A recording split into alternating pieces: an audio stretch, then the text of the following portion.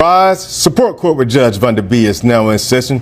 Judge, this is case number JVB1068, Bookman case. Thank you. You're welcome.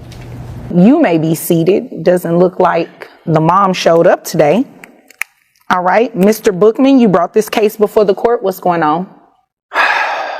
Well, first of all, I'm going to say my woman Felicia is a deadbeat mother. She left me about 7 months ago. I'm 21 years old. Wait a minute. Is her real name Felicia, or you just calling her a Felicia? No, her real name's Felicia. Oh, okay. Yeah. Well, whatever it is, I don't know. It was a one-night stand, and then, all that thing, it's just in the past.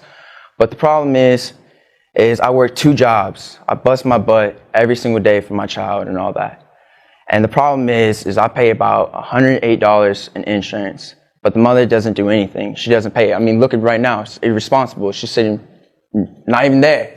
Yeah, I'm looking at an empty chair. So my problem is how am I supposed to be able to take care of this child by myself, and I'm stuck, not be able to afford everything when it comes to groceries, when it comes to clothing, when it comes to everything, all the other expenses.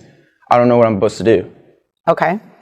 How long has your child, it's a boy or girl? It's a boy. Okay. How long has he been living with you? 7 months. All right. So she took off 7 months ago? Yeah, and never hit me back up again.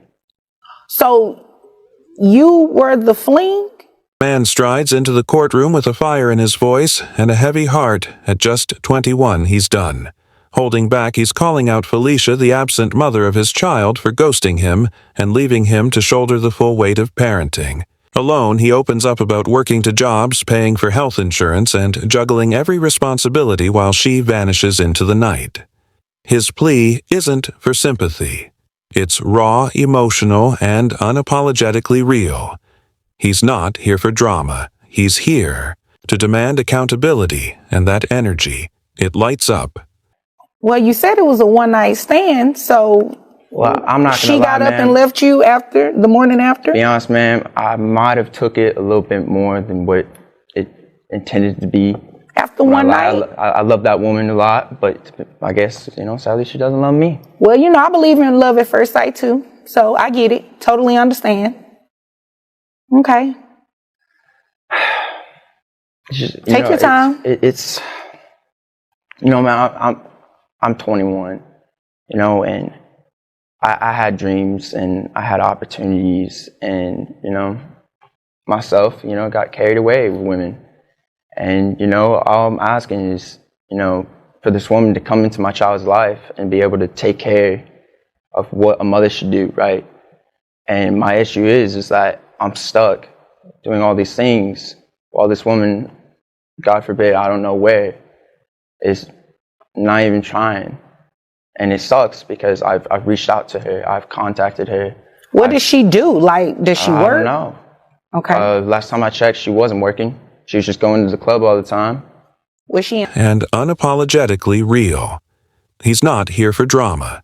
He's here to demand accountability, and that energy, it lights up the entire courtroom, leaving no room for excuses clipped to here where. It hits deeper.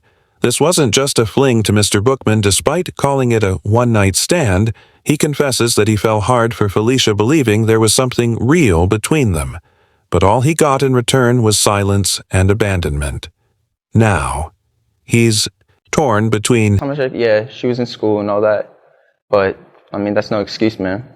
I agree that it's definitely not an excuse, and that was definitely a Felicia move not to show up to court today. So, you are asking for some type of child support? Yes, I'm asking just a little bit to help this child and all that, because I feel like, it takes 2 to tango. So I feel like it should be definitely 2 people helping a child, not just one person and all that. All I'm asking is to be able to take care of this child and help me when it comes to expenses, when it comes so this child can have a better life and a better opportunity than what I've done. But you don't have any income information on her, like... No, ma'am. Okay. Last time I checked, there was none. Okay.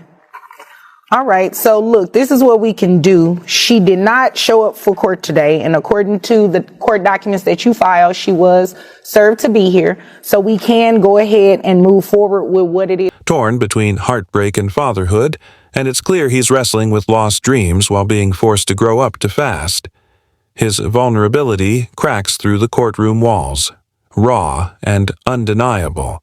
It's a rare moment where pain meets responsibility, and the truth stands naked, impossible to dress up. Financial information on her, I have to set her child support at minimum wage. Okay?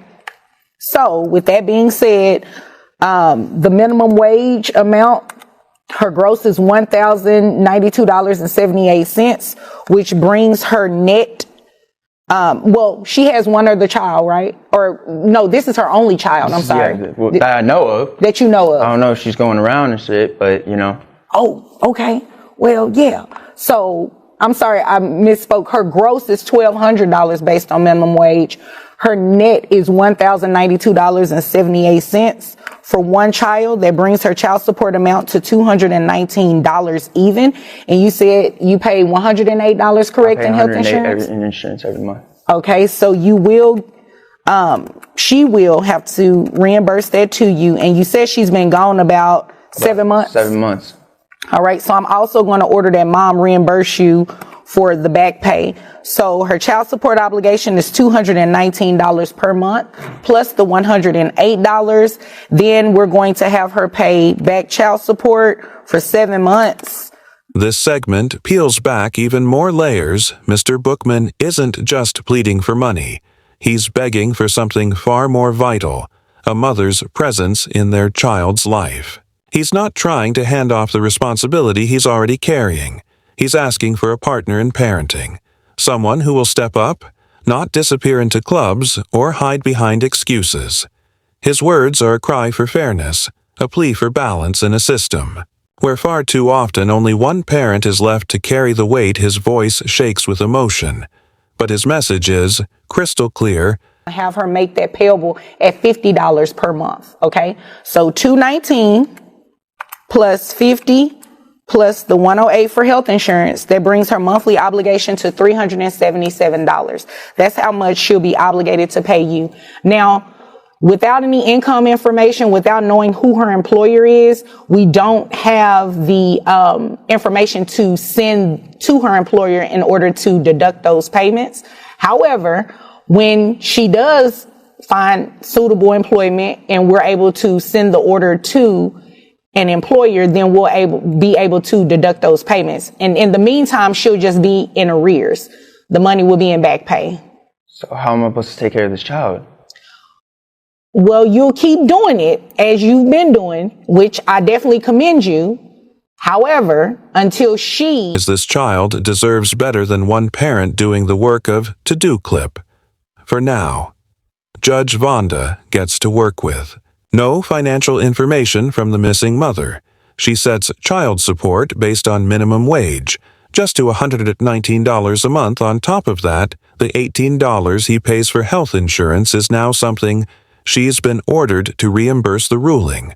While fair is undeniably frustrating, Mr. Bookman has been doing everything, and now she's everything. And now she's legally obligated to contribute, even if the amount is modest. Still, it's a small win for a dad who's been carrying the world on his shoulders, a glimmer of justice in the face of overwhelming responsibility. Judge Bailey takes it further, adding 7 months of back pay totaling €1.30 and spreads it out at $50 a month. This bumps Felicia's monthly obligation to $370. It's progress, but there's a catch. Without a job or employer on file collecting, that support might take months, if not longer. It's a victory wrapped in uncertainty. Mr. Bookman stands there, disbelief written across his face. He's done waiting for help that may never come, and the court, they can't force a paycheck from thin air.